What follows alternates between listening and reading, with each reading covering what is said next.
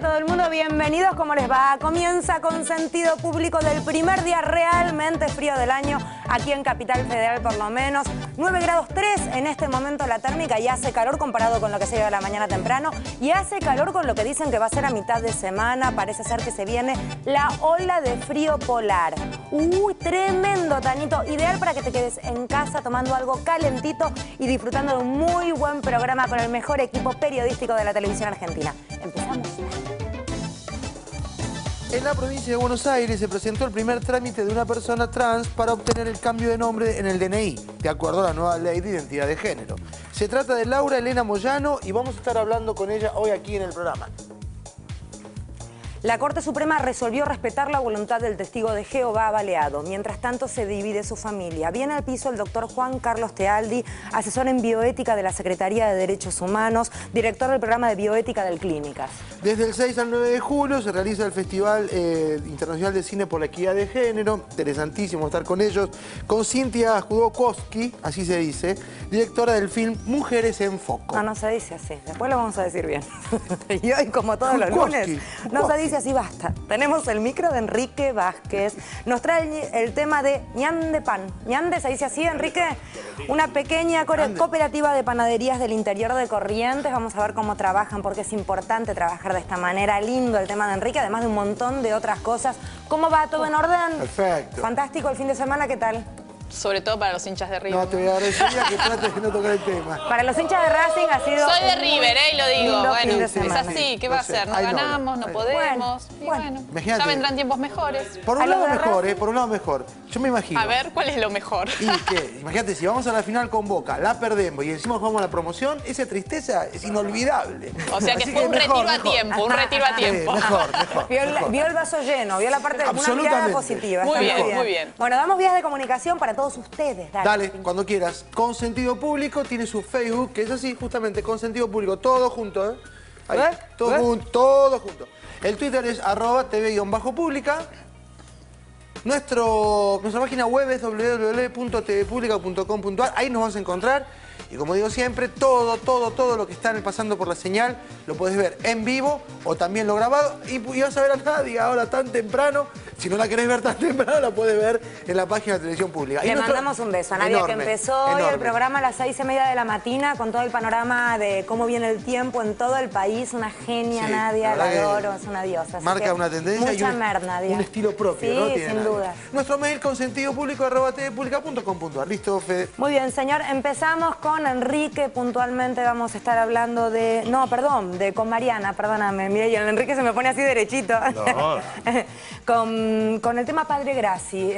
Revocan la prisión domiciliaria, que en realidad, dicho así, parece más suave que si yo te digo, han levantado todos los cargos y puede salir tranquilamente y andar por todos lados tranquilamente. Sí, tiene, recordemos, una condena ratificada en segunda instancia por abuso sexual agravado en perjuicio de un joven que vivía en la Fundación Felices los Niños que él dirigía. Esto hay que dejarlo bien en claro. Está condenado por abuso sexual agravado, un delito gravísimo, a 15 años de prisión. Sin embargo, el padre Grassi sigue en libertad. Tiene una libertad vigilada. Hace 82 días estaba en prisión domiciliaria, que era una condición más grave de estar en libertad vigilada, esto es, poder transitar por cualquier lado. ¿Qué pasó? La Cámara en lo penal de Morón lo que hizo fue anular esa resolución que había dispuesto que él tenía que estar en prisión domiciliaria. No resolvió el tema de fondo, es decir, dónde debe estar Grassi hasta que quede firme la prisión. Porque la querella, que la encarna el Comité de Seguimiento de los Derechos del Niño, el abogado Juan Pablo Gallego, había hecho una presentación pidiendo que vaya a una cárcel común, como cualquier persona que es condenada en segunda instancia por un delito tan grave como es el de abuso sexual. La defensa había dicho que mantuviera esta libertad, ¿no? Vigilada, que es, está en una quinta, La Blanquita, frente a la Fundación Felices los Niños, donde él tiene como restricción, no puede hablar sobre los acusados, sobre los cuales los delitos que se le habían imputado, y por el otro lado ingresar a la Fundación Felices los Niños. Ahora, ¿quién controla que esto se cumpla. Bueno, ese es el tema, me parece, más grave de todo lo que estamos hablando. Básicamente, el que él pueda ingresar a la fundación en donde hay un montón de menores. No estamos cuestionando la obra del padre, digamos, de la fundación puntualmente, pero sí es cierto que hay una cuestión legal que tiene que ver con abuso de menores y que hasta el momento no se ha resuelto como corresponde. No sé si hay muchos acusados de semejante delito que puedan circular de esta manera. Es cierto lo que vos decís y sobre todo cómo proteger a los niños y a las niñas que pueden estar, bueno, uno diría cerca o transitar cerca del padre Grassi. ¿Quién controla que no ingrese efectivamente a la Fundación Felices los Niños y a otro ámbito donde puedan transitar también niñas y niños? Bueno, lo que se resolvió es esto, anular esta resolución, no se resuelve el tema de fondo y tiene que convocarse a una nueva audiencia en el Tribunal de Morón, que fue el que había dispuesto esta prisión domiciliaria, que se calcula que será, bueno, en un plazo cercano, para que se resuelva finalmente dónde debe esperar el padre Grassi, bueno, en qué lugar debe estar hasta que la Corte Suprema de la provincia de Buenos Aires finalmente se expida sobre el fallo, porque el fallo llegó hasta la Corte Suprema. Hay una cosa que es interesante destacar, que el Obispado de Morón pidió expresamente que tuviera este régimen de poder estar en esta quinta, ¿no? La Blanquita. La Iglesia Católica, porque el Obispado, bueno, es parte de la jerarquía católica en la Argentina, intercedió por el padre Grassi, que está condenado en segunda instancia, reiteremos, por abuso sexual agravado en perjuicio de un menor, para darle este beneficio a este cura que, por otra parte, dentro de la Blanquita también puede, bueno, dictar. ¿Se dice dictar? No se dice dictar. Profesar una misa y tiene ahí su propia capillita. La verdad que esperemos que esto se resuelva pronto y que además el fallo de la Corte Suprema de la provincia de Buenos Aires, bueno, se conozca lo más rápido posible, ¿no? Y finalmente se ponga un fin a estas idas y vueltas de dónde está el padre Grassi mientras se espera esta resolución. Ahora sí, Negrito, tu turno y vamos con el paro del campo. Tercer día de paro. Tercer día hasta el sábado, se supone, ¿verdad? Se supone que van a completar 10. Todavía. ¿10? Sí, claro. Todavía no se han... ¿Perdón? Yo pensé que era... No, eran 9 al principio, después agregaron 1, que está, veremos, porque puede haber un paro con movilización ese 10º día. Y recordemos que es en protesta contra la reforma agraria, ¿verdad? Contra el revalúo, ojalá fuera reforma agraria. Revalúo, ahí está. Mirá mi fallido, mirá mi fallido. Sí, claro, ojalá fuera reforma agraria. Por supuesto creí que vivimos en un país... Imagínate, si no. me traicionó, me agarra un terapeuta y me destroza. Estarían bombardeando si fuera reforma agraria, claro, literalmente. No, es contra el revalúo inmobiliario que afecta en realidad a solo el 32% de los propietarios de tierras fértiles de Gran Buenos Aires, de la provincia de Buenos Aires, perdón. Y van por el tercer día, todavía no se siente el impacto en las góndolas, como se dice en la capital. Hay ya hacienda en tránsito de provincias como Córdoba, Entre Ríos, Corrientes, Ganado Brahma. Y aquí viene la segunda etapa del paro, del lockout patronal agropecuario de la provincia de Buenos Aires. Hay que ver si dejan pasar el ganado. Hay que ver si cortan rutas, como ya lo anticipó, por ejemplo, el más energúmeno de todos estos, Alfredo de Angelis, el hombre que se ejercitó primero cortando el puente en Entre Ríos y después hizo los piquetes para impedir que llegara el ganado a la provincia. Estuvo realmente muy mal cuando comparó a sectores de la cámpora o de la juventud peronista con prácticas similares a los nazis. O sea, me parece que lo que hace es... Es un provocador. Es provocador, no puedes decir, toman lo... dijo? ¿En qué contexto? En una declaración dijo, es lo peor, toman lo peor, imitan lo peor del nazismo, que no dejan hablar a la gente. Es un provocador. Eso, pero es demasiado. Tiene que entender que el nazismo es otra cosa, que hubo un holocausto, 6 millones de personas muertas. O sea, alguien tiene que decirle también cómo es. Están elevando la apuesta y hacen un juego de pinzas en este momento, que me gustaría verlo así como juego de pinzas y entenderlo cuando hablemos de las agresiones a los camarógrafos, al productor y al cronista de 678, por ejemplo, y a Rodríguez Larreta y los cacerolazos. Hay un juego de pinzas porque están reteniendo la comercialización de la cosecha de soja y la gruesa del año pasado. Son más de 6.000 millones de dólares que tendrían que estar convirtiéndose en pesos en este momento y están esperando el aumento del dólar para ahí sí realizar la operación. O sea, lo están guardando con un criterio especulativo, pero al mismo tiempo están reclamando que el Estado intervenga como caja compensadora para tener el dólar barato para viajar a Miami. Entonces, ese juego es peligrosísimo, ese juego es perverso. Y hay que estar atentos a que es un juego de pinzas y hay que ver en qué consiste la operación que están haciendo. Porque si no nos quedamos solamente con una protesta por el revalúo de la tierra. Un revalúo que no se hacía desde hacía 40 años y que además es una tierra que desde el origen, esto es fruto del árbol prohibido. Desde los tiempos de Rosas viene mal esto. desde la campaña del desierto, desde 1830. Entonces, las cosas como son y poco y nada se ha hecho para agregarle valor a esa tierra y la están sojizando por completo. Cuando está sojizada, ellos ganan mucha plata. El país circunstancialmente puede que gane en una cosecha 2, pero 10 ya no, porque el suelo queda desértico. Agotado. Gracias, Negrito. Más adelante justamente vamos a estar hablando, el Negro va a estar contando en detalle qué es lo que pasó puntualmente. Por un lado, con la gente de 678 cubriendo un cacerolazo en Callao y Santa Fe. Terminó de la peor manera, con la gente muy golpeada, el equipo de 678 muy golpeado. El Negro te va a contar en detalle. Y en paralelo, Rodríguez Larreta denunciando que había sido agredido por un grupo de la Cámpora y parece ser que al final no eran ellos, sino gente de otro lado. Después, en detalle, el Negro te lo va a estar contando. Vamos ahora con efemérides que pasó un día como hoy, pero del año 1946. ¿Estabas ahí? No, camarada Citarrosa. Cuando el tema es el siguiente. 4 de junio de 1946 asume la primera presidencia Juan Domingo Perón. Es la fecha histórica. Es el momento en que asume vicepresidente Quijano. Estamos viendo exactamente una de las cosas más lindas que tiene el Archivo General de la Nación. Es esto, que uno puede ir a estas films de sucesos argentinos y poder ver esos momentos. Mirá, fíjate lo que dice Perón en aquel momento, ese 4 de junio. Dice, en lo interno, respeto absoluto a la esencia de nuestra tradición, elevación progresiva de la cultura en todos sus aspectos, mejoramiento económico de todos los habitantes.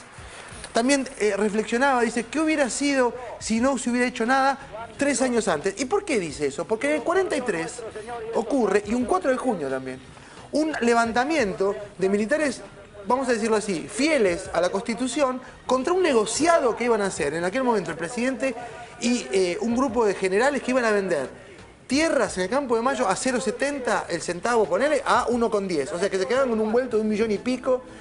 Estalla todo, se corta ese periodo, renuncia el presidente, nace la GOU. En la GOU nace Perón, ese Perón famoso, el primero, el coronel que estaba con los trabajadores, que dice, entre otras cosas, esto, mirá, un reportaje que le dice al diario Mercurio de Chile, le dice, ¿y usted qué clase de estadista va a ser? ¿Cómo va a ser? Claro, no lo conocía nadie todavía, pero demasiado. Dice, mire, yo me defino como espiritualista, sindicalista, anticomunista y anticapitalista. O sea, yo estaba marcando la tercera posición clarísima. Perón va a tener una primera presidencia realmente donde va a poner cosas como el plan quinquenal, la búsqueda de la mejora de las leyes de trabajo. Es la presidencia de Perón la que reforma la Constitución para que haya una segunda presidencia en el 51, el voto femenino.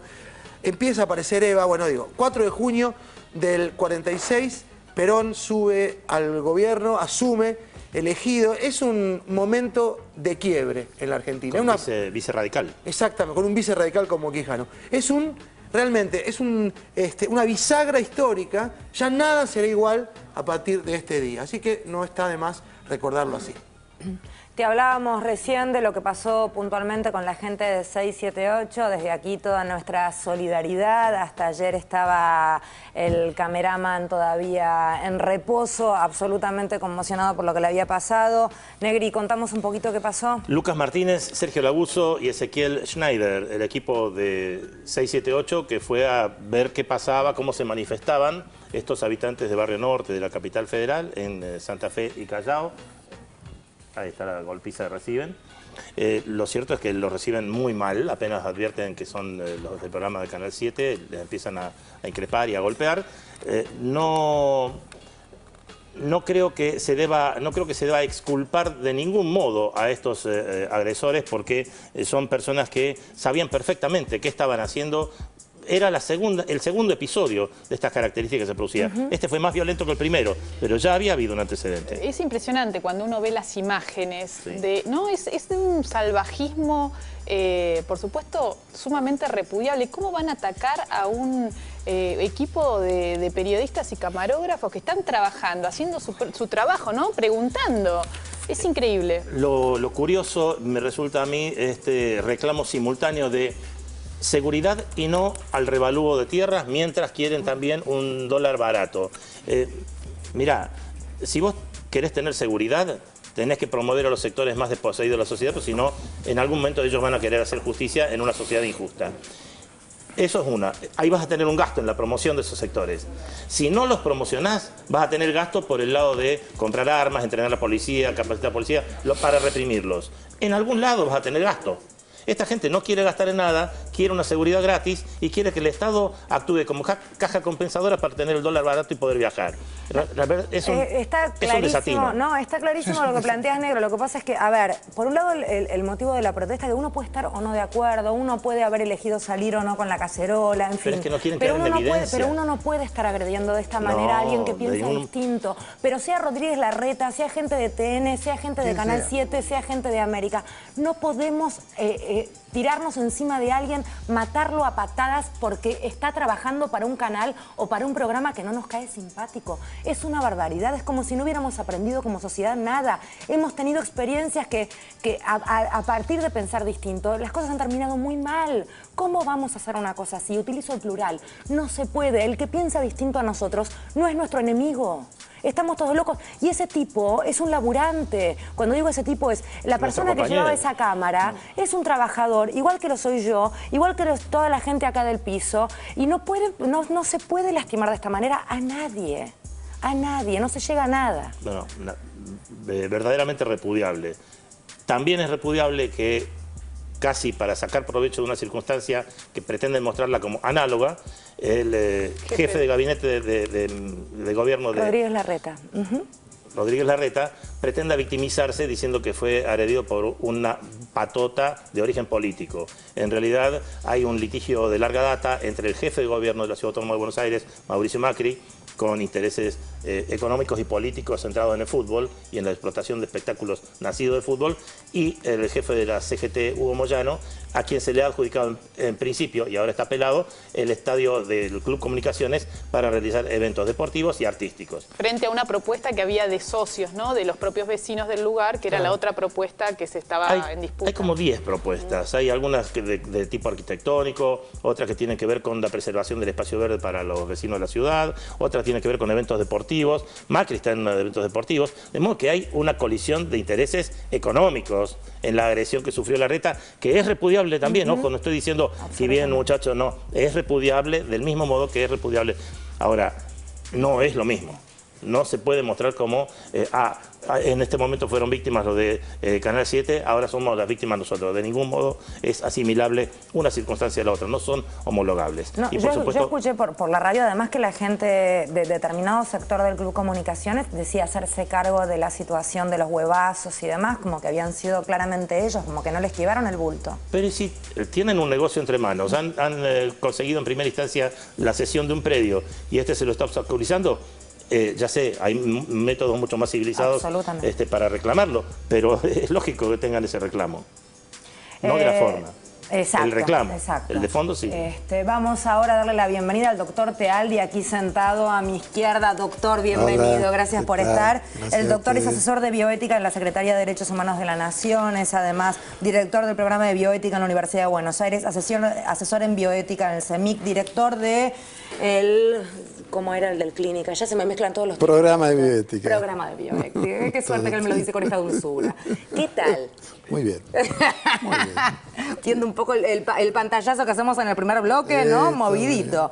Movidito y no menos movidito que lo que ha provocado el caso de este muchacho, el testigo de Jehová. Finalmente la Corte dio lugar al derecho del paciente, en este caso, de respetar el documento firmado y no realizar la transfusión de sangre que pedía el papá. Sí. ¿Cómo lo entendemos quienes no compartimos a lo mejor la idea? Desde la bioética, ¿cómo se comprende esto? Mire, yo hace 25 años que trabajo en bioética y tendría que decir en primer lugar que hay Buenos Aires en el movimiento de la bioética en Argentina en estos años. Cuando uno mira a los 90 fue un desastre, los 90 fueron todas políticas condenadas en foros internacionales, digamos la posición que tenía Argentina, especialmente en la epidemia HIV-Sida, ¿no es cierto?, donde éramos un poco reprobados en todos los foros. Yo creo que están pasando una serie de cosas interesantes en general y en particular con la Corte. La Corte hay que ver que tiene... En poco tiempo se ha expedido en dos cuestiones de vieja data, que son la interpretación del Código Penal en cuanto a aborto no punible, y ahora refrendar lo que ya había sido una posición previa en el caso Bamondes, pero refrendar esto. Yo creo que entonces es uno de los poderes del Estado que está realmente tomando los temas bioéticos en el nudo, que es este conflicto entre la protección de la vida, la inviolabilidad de la vida humana y la protección del derecho a un proyecto de vida. Derecho a un proyecto de vida que por otro lado viene también fortalecido por la actividad legislativa. Pensemos en la ley de identidad de género, en matrimonio igualitario, es decir, la ley de muerte digna.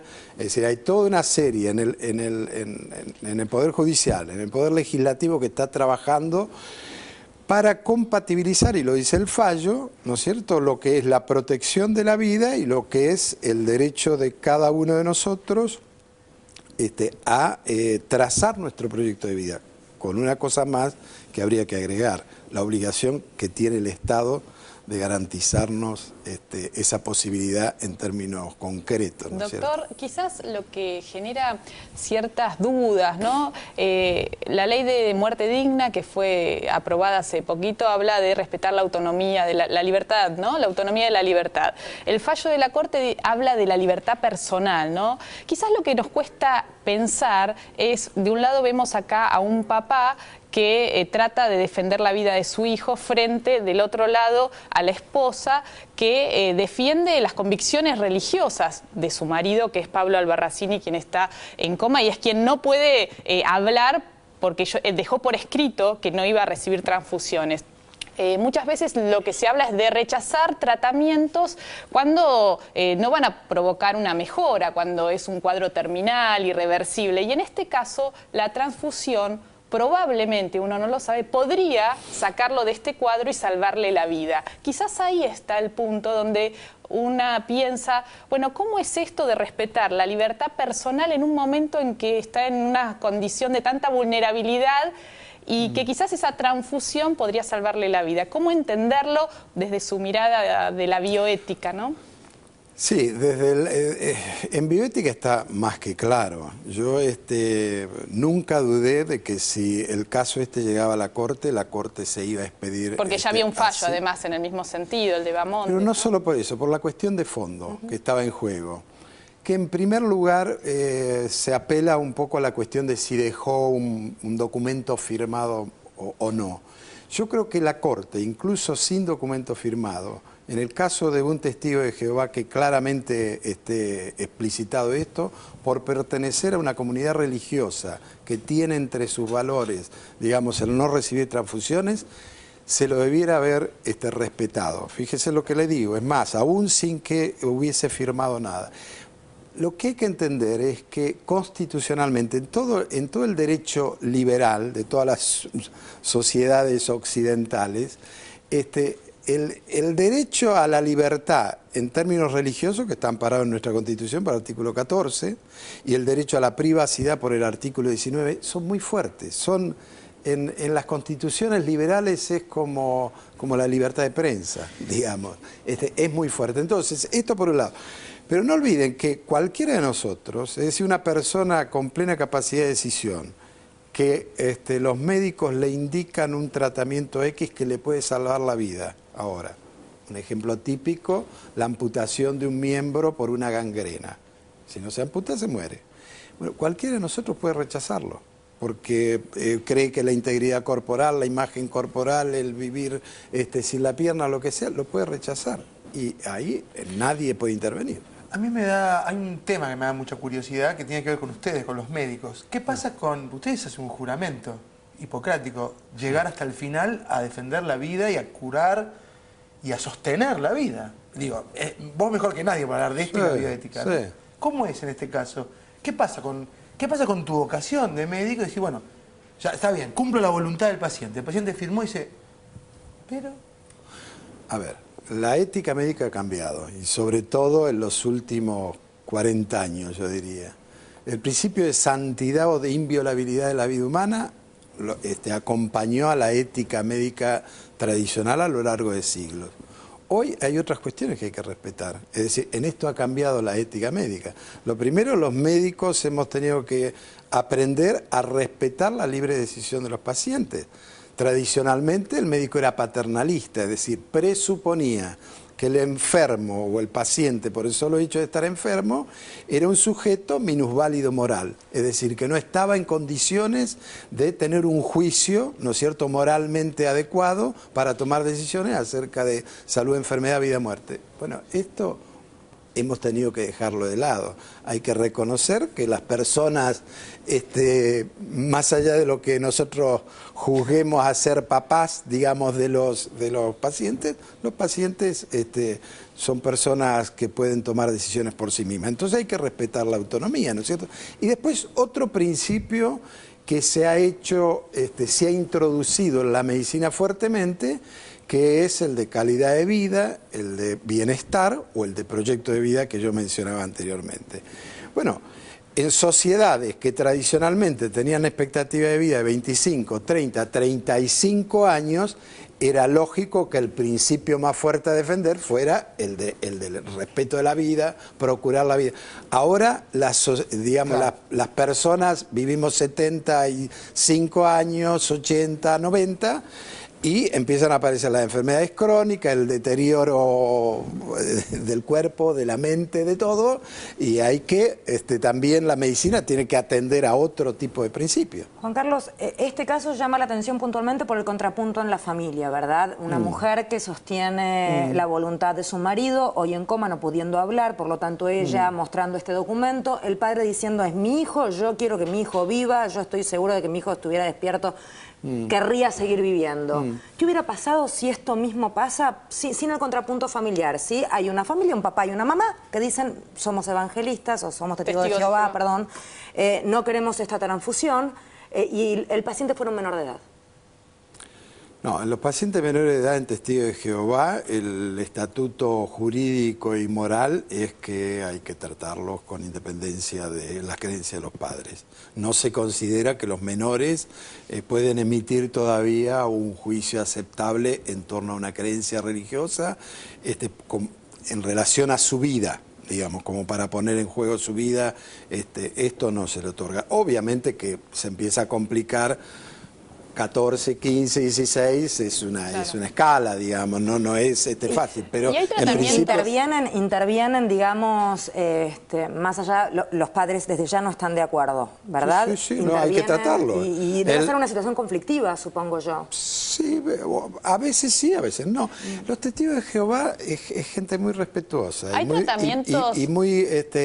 Que escucha muchas razones, ¿no? Yo en toda la experiencia que tengo de tantos años, no hay gente, tiene su creencia, que podemos no compartir, podemos no compartir, pero hay gente muy respetuosa y muy sujeta a razones, digamos, ¿no? De manera que puede darse una conflictiva en el hecho de que estén pidiendo que no, pero nunca he visto ningún acto violento, ninguna cuestión de este tipo, y ellos saben que la ley dice claramente que los profesionales de salud con un menor testigo de Jehová que necesite una transfusión, profesional de salud, si cree que es el único medio que puede utilizar, lo va a utilizar.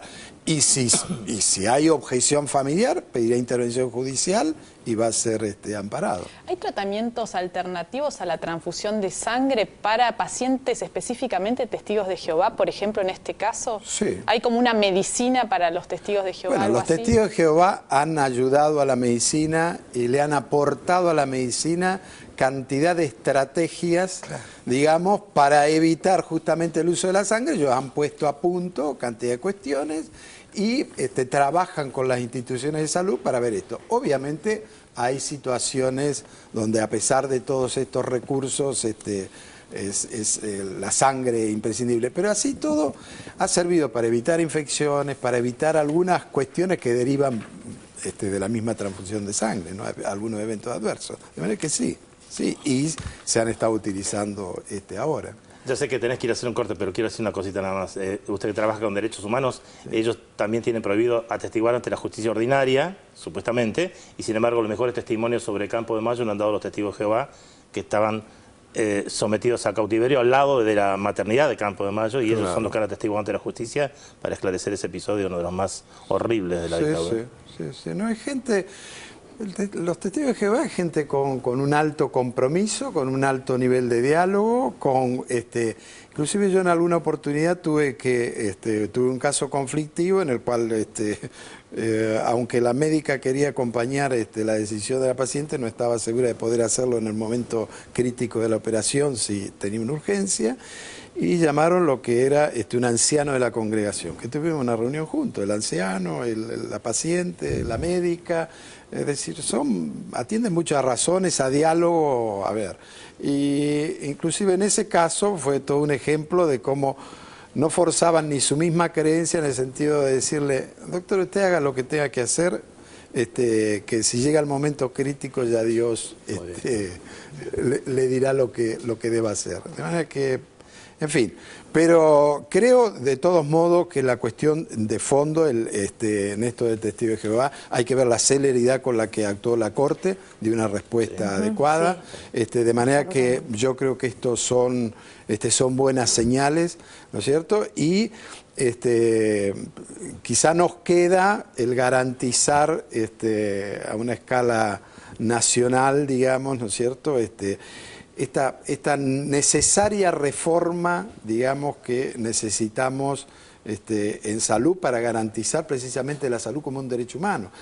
La salud como un derecho humano que es una responsabilidad del Estado Nacional. Digamos, quien asume la responsabilidad ante la comunidad internacional de resguardar los derechos humanos es el Estado Nacional, de manera que necesitamos algún tipo de cambio, digamos, como para garantizar a nivel federal, digamos, que estas cosas puedan funcionar adecuadamente. Tenemos el fallo en el caso de la interpretación del Código Penal de aborto no punible, y tenemos una miríada ahí de provincias atendiendo a cuál opina tal o cual cosa. No podemos tener este tipo de situación, digamos, necesitamos un sistema integrado nacional que lamentablemente fue desarticulado también en la política de los 90, ¿no? Estamos a tiempo de recuperarlo, doctor. ¿Cómo no? Ojalá. Placer enorme haberlo tenido, lujazo en el programa, realmente. Ojalá haya ayudado allí un poco a pensar cómo se plantean las cosas desde la bioética,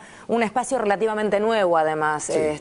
Lo cierto es que hace unos años este tipo de debate era impensable en Argentina, claro, así que ha sido un lujo. Sí. Gracias. No, gracias y hablaba recién el doctor acerca de estas nuevas leyes también que están implementando, que también Argentina año verde, esto de poder cambiar el DNI de acuerdo a la identidad que vos sentís que tenés. Bueno, de eso vamos a estar hablando. Viene una de las primeras en estrenar DNI con nombre nuevo. No te vayas, ya venimos.